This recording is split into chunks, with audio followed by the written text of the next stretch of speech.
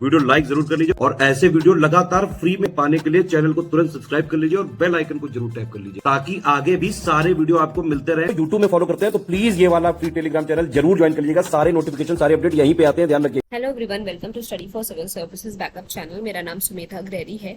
Polity के session में last session तक हमने बहुत सारे पिछले कई सेशंस में डिस्कस क्या किया था, गवर्नेंस सिस्टम। एक वन लाइनर जो बहुत ही महत्वपूर्ण है, इंपॉर्टेंस है related to our constitution, our governance system, हमने वो सारी चीजें डिस्कस की थी डिटेल में। आज फर्दर आगे बढ़ते हुए अब हम आज नया टॉपिक स्टार्ट करने वाले हैं, states and the union territories. अब स्टेट्स और यूनियन टेरिटरीज से रिलेटेड जितने भी इंपॉर्टेंट फैक्ट्स हैं, जितनी भी डिटेलिंग है, हम उनको एकदम ढंग से समराइज तरीके से पढ़ेंगे। ठीक है, आई होप आपको सेशन समझ में आए। कोई भी डाउट हो तो प्लीज कमेंट करिएगा। सेशन स्टार्ट करते हैं। तो देखिए, लिखा है India a union of states is a sovereign secular democratic Republic with a parliamentary system of government. अच्छा, ये चीज तो हमने पहले भी देखी है कि इंडिया में क्या है, प्रेसिडेंशियल गवर्नमेंट नहीं है, पार्लियामेंट्री सिस्टम ऑफ गवर्नमेंट है। यहाँ पे जनसत्ता ही जो है, हेड है, वो इलेक्ट करती है अपना क्या, जो हेड होगा, जो उसका रिप्रेजेंटेटिव होगा, उस गवर्नमेंट को इलेक्ट करती है, उस पर्टिकुलर जो है हम कहेंगे पार्टी को इलेक्ट करती है, अपने अनुसार वोट देती है। ठीक, तो इंडिया जो कि एक यूनियन ऑफ स्टेट्स है, कई स्टेट्स का जो है यूनियन है, is a sovereign secular democratic Republic with a parliamentary system of government. The president is the constitutional head of the executive of the union. अब प्रेसिडेंट जो है वो पूरे देश का हेड नहीं है, एक तरीके से हम ये नहीं कह सकते प्रेसिडेंशियल गवर्नमेंट है। प्रेसिडेंट क्या है, is the constitutional head of executive of the union. ठीक है, प्रेसिडेंट क्या है, कॉन्स्टिट्यूशनल हेड है of the executive of the union. In the states, the governor as the representative of president is the head of executive. अब केंद्र तरीके पे हम कहेंगे केंद्रीय सरकार में, पूरे अगर हम जो है इंडिया का देखें उस तरीके से केंद्रीय तौर पे सेंट्रलाइज्ड वे में आपका प्रेसिडेंट जो है एग्जीक्यूटिव का हेड होता है। ठीक है, पर अगर हम स्टेट्स को देखते हैं तो स्टेट का भी आपका हेड तो प्रेसिडेंट होता है, पर स्टेट के एग्जीक्यूटिव का हेड उसी को रिप्रेजेंट करने वाला गवर्नर होता है। ठीक है, as the representative of president governor होता है हेड ऑफ एग्जीक्यूटिव स्टेट्स में। ये बहुत इंपॉर्टेंट लाइन है और बहुत ज्यादा लोग यहाँ पे क्या होते हैं, कंफ्यूज हो जाते हैं।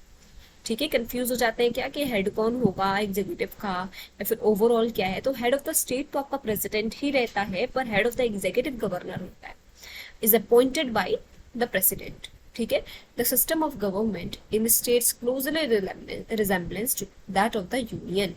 There are 28 states and 8 union territories in the country. अब चेंज हो गई है। ठीक है, union territories are administered by the president दो through an administrator appointed by him or her. From the largest to the smallest, each state or union territory of India has a unique demography, history, culture, dress, festival, languages, etc.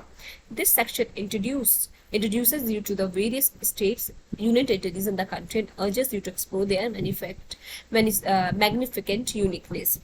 ये तो आपके normal कि बहुत सारे states हैं, union territories है, उनकी अपनी अपनी विशेषताएं हैं, अपना कल्चर है, ड्रेस है, फेस्टिवल है, लैंग्वेजेस हैं, इन सारी चीजों को बताया गया है। अब article 1 describes India that is Bharat as a union of state rather than a federation of state. बहुत इंपॉर्टेंट लाइन है कि आर्टिकल 1 क्या डिस्क्राइब करता है। आर्टिकल 1 डिस्क्राइब करता है भारत को एज यूनियन ऑफ स्टेट। ठीक है, यूनियन ऑफ स्टेट्स है हमारा भारत। ठीक है, फेडरेशन ऑफ स्टेट नहीं है। This provisions deals with two things, 1 name of the country and 2 type of polity. There was no unanimity in the Constituent Assembly with regard to the name of the country. Some members suggested a traditional name, while others advocated India. Thus, Constitutional Assembly accepted the both India, which is Bharat. अब ये हमने पहले भी discuss किया है कि जो हमारे देश का नाम है उस पे ना एकाग्रता, मतलब हम कहेंगे लोग जो है एक साथ एकजुट नहीं हो पा रहे थे। कोई कह रहा था ट्रेडिशनल नाम रखो भारत, कोई कह रहा था मॉडर्न नाम रखो, भाई देश आजाद हो रहा है तो मॉडर्नाइजेशन कुछ होना चाहिए, इंडिया रखो। बट हमारी कॉन्स्टिट्यूशनल असेंबली ने फिर क्या किया, दोनों को ही एक्सेप्ट किया और क्या बोला, इंडिया विच इज भारत। ठीक है, तो आर्टिकल 1 क्या डिस्क्राइब करता है, India that is Bharat is the union of state. ठीक है, आज का सेशन यहाँ पे एंड करते हैं। आई होप आपको समझ में आया होगा। कोई भी डाउट हो तो प्लीज कमेंट सेक्शन में कमेंट करके जरूर बताइएगा। और अभी तक अगर आपने चैनल को लाइक शेयर सब्सक्राइब नहीं किया है तो प्लीज कीजिए और बेल बटन को प्रेस करना ना भूलिए। Thank you so much for watching.